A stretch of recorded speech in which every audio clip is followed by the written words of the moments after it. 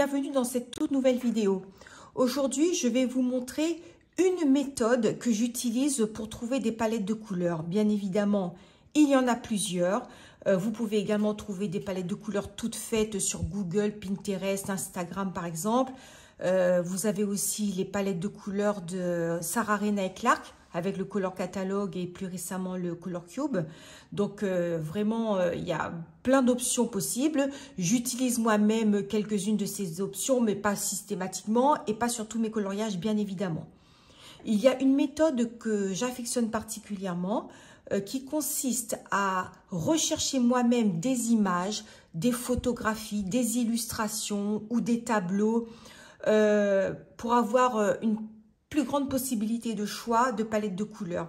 Et en utilisant une application sur tablette qui s'appelle Procreate, donc qui est ici, on peut dégager les couleurs principales d'une image et créer ainsi sa propre palette de couleurs.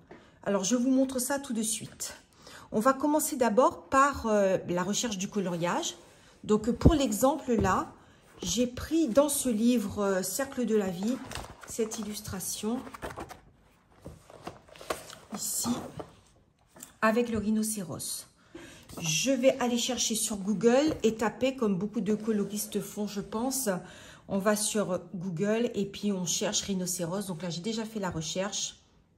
Je sélectionne l'image qui me convient. Donc ici, j'ai sélectionné celle-ci. Je me suis dit qu'elle irait très bien avec ce rhinocéros-là. Juste à côté, je vais ouvrir mon application Procreate qui me permet de récupérer, on va dire, les couleurs du rhinocéros. Alors, pour ce faire, tout simplement, je vais créer une nouvelle page. Voilà, que voici. Sur cette page, je vais faire glisser mon rhinocéros. Voilà, maintenant je peux fermer Google. Alors moi, j'ai trouvé mon image sur Google. Hein, vous pouvez la trouver sur Pinterest ou peu importe en fonction de l'atmosphère que vous voulez, des couleurs plus ou moins gris, plus ou moins rouge, plus ou moins en fonction de l'heure de la journée. Je pense qu'il y a une multitude de possibilités dans les couleurs du rhinocéros, même s'il a quand même sa couleur de base. Voilà, donc mon image est posée sur Procreate. Maintenant, je vais tout simplement prendre ici ce petit carré là qui permet de piquer, de relever des couleurs. Alors, on y va. J'agrandis un petit peu mon rhinocéros. J'appuie ici et je vais rechercher en faisant se balader ce petit cercle sur le rhinocéros. Je vois ici toutes les couleurs qui apparaissent, du plus gris au plus rosé, au plus sombre. Donc moi, ce que je fais en général, c'est que d'abord, je vais prendre la couleur la plus sombre. Voilà. Et je vais la dessiner, la colorier ici. Je continue en choisissant une couleur un peu moins sombre. Que voici. Et je continue comme ça jusqu'à être satisfaite de tous les choix de couleurs que j'ai pu avoir. Je remonte de plus en plus vers la lumière.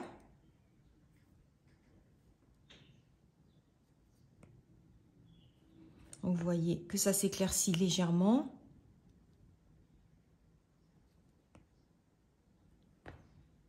On continue. Donc, vous voyez, à chaque fois, j'appuie ici pour pouvoir sélectionner une nouvelle couleur. Et on continue encore un peu. Là, on a une couleur un peu plus rosée, là, pour la lumière. La pleine lumière ici. Alors, je vais voir si je peux avoir encore plus clair. Par exemple, dans l'oreille, là. Bon, non, elle n'est pas plus claire. Bon, voilà. Moi, je suis satisfaite. Je vais aller juste voir là, au cas où. Non, c'est la même chose. Voilà. J'ai pu dégager une palette de couleurs pour mon rhinocéros. Bien évidemment, je ne vais pas tout utiliser. Ces deux-là se ressemblent énormément, donc je peux en supprimer une. Voilà. Je vais garder ça. Celle-là, je pense que je vais l'enlever aussi. Celle-là, elle est un peu plus rosée, celle-là un peu plus jaune. Donc là, je vais garder les deux. Voilà, je suis satisfaite. À partir de cet échantillon de couleurs, eh bien, tout simplement, je vais récupérer mon nuancier. À partir de mon nuancier, je vais regarder la couleur qui est là et essayer de la repérer sur mon nuancier.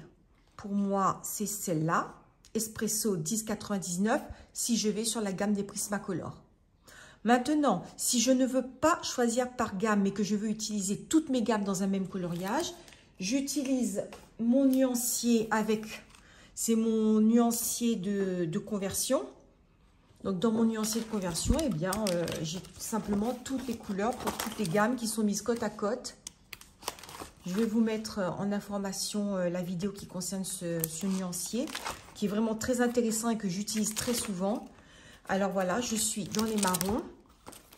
Donc, je regarde bien cette couleur et je vois qu'elle se rapproche, par exemple, beaucoup du Luminance 046 ou bien du Prismacolor 947 ou bien, voilà, en fonction de la couleur qui se rapproche le plus, on sait vers quelle gamme aller. Donc, vraiment, ça, il est très intéressant ce nuancier. Et je continue de la même façon avec chaque couleur. Je retire mes crayons pour mon coloriage. Et puis, évidemment, je peux adapter, je peux rajouter des couleurs, je peux en enlever en fonction de ce que j'ai envie de faire. Mais ça donne quand même une palette de base très intéressante. Bien sûr, vous pouvez opérer de cette façon-là pour uniquement un objet, un personnage, un animal ou un élément, on va dire, de l'illustration. Mais vous pouvez aussi le faire pour toute une illustration. Alors maintenant, je vais vous donner un deuxième exemple. Donc, on va sortir de là et on va repartir sur Google.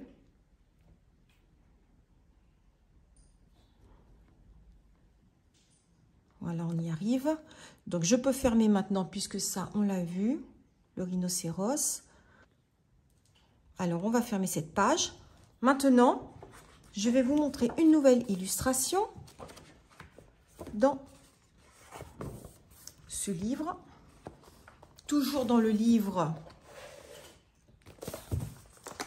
Le cercle de la vie, le coucher de soleil qui est ici, qui me plaît énormément. Et bien de la même façon, je suis allée chercher sur internet un coucher de soleil qui me plairait énormément sur cette illustration parce que vous voyez, c'est à peu près la même chose avec le soleil derrière et cet effet un peu gradient là comme ça. D'ailleurs, la mer, elle est pas mal non plus. Mais comme le but n'étant pas de faire un copier-coller, mais juste d'avoir une palette de couleurs que vous pouvez réutiliser, je ne vais pas entièrement reprendre l'image. Même si je le pourrais, mais bon, ça n'a vraiment aucun intérêt. De la même façon, j'ai toujours Procreate juste à côté. Donc, je fais glisser. Je prends une nouvelle page. Voilà, sur la nouvelle page, je vais faire glisser mon image. La voici. Donc, je ferme ici pour le moment. Voilà, je la ramène tout en haut et je vais essayer de relever quelques couleurs pour pouvoir faire mon coucher de soleil. Donc, très facile. Je prends le petit cercle dans la partie la plus claire. Bon, je pense qu'on ne la verra pas apparaître, cette partie. Quoique, je ne sais pas si ça se voit, mais c'est légèrement beige. Je prends une couleur un peu plus foncée. Encore une autre. On continue.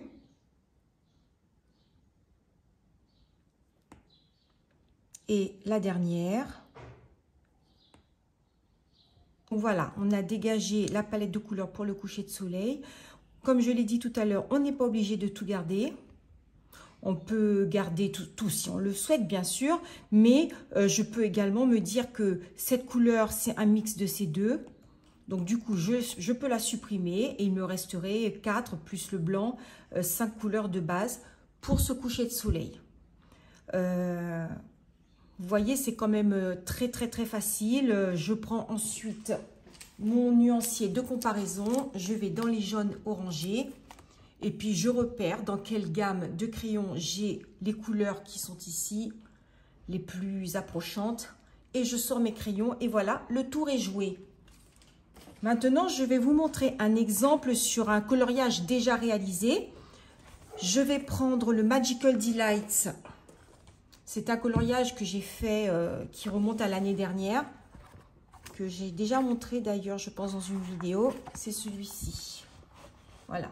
Donc, j'avais trouvé une illustration avec un fond un peu violet qui me plaisait beaucoup et que j'ai voulu refaire sur un de mes colos. Donc, ce que j'ai fait, c'est que j'avais trouvé une illustration qui convenait très très bien pour ce que je souhaitais faire sur cette page.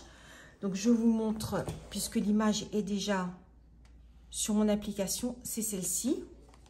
Donc là, comme vous pouvez voir, c'est une image que j'avais trouvée sur Pinterest, que j'ai mis dans mon application. J'ai ensuite, comme je vous l'ai expliqué tout à l'heure avec le curseur ici, j'ai relevé les couleurs de base qui me plaisaient beaucoup. Vous voyez, par exemple, la couleur foncée là, que j'ai mise ici, les couleurs plus claires qui sont là. Enfin bref, j'ai les couleurs d'ensemble. Bien sûr, je ne suis pas obligée de toutes les prendre. J'en ai gardé que quelques-unes d'ailleurs pour celui-ci. Par exemple, là, ce que j'ai fait, c'est que j'ai gardé la couleur la plus sombre qui est ici. Ensuite, j'ai pris une couleur intermédiaire, donc ce violet qu'on peut retrouver là et à d'autres endroits. Je ne sais pas si ça se voit bien sur mon dessin, sur mon coloriage. Et enfin, pour cette couleur-ci, comme vous pouvez le voir, c'est un peu plus fuchsia que ce que j'ai mis là. Donc, j'ai un petit peu adapté en fonction de ce que je voulais faire. Je voulais quelque chose qui aille plutôt vers le rouge. D'autant que j'avais fait ce petit papillon en rouge. Ainsi que les petits accessoires là qui sont dans l'herbe.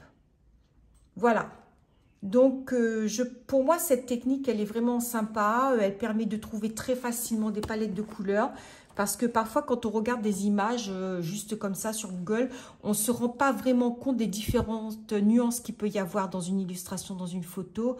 Et donc, le fait de procéder comme ça et d'avoir le curseur qui peut se balader comme ça sur l'écran et vraiment relever pratiquement toutes les nuances qui existent sur la page, et ben, ça permet d'avoir une bonne idée des couleurs, une bonne idée de l'ensemble. Alors, dites-moi ce que vous pensez de cette méthode. Est-ce que vous la pratiquez déjà? Ou si ce n'est pas le cas, quel genre de méthode utilisez-vous pour avoir des palettes de couleurs? Ça m'intéresse beaucoup de le savoir.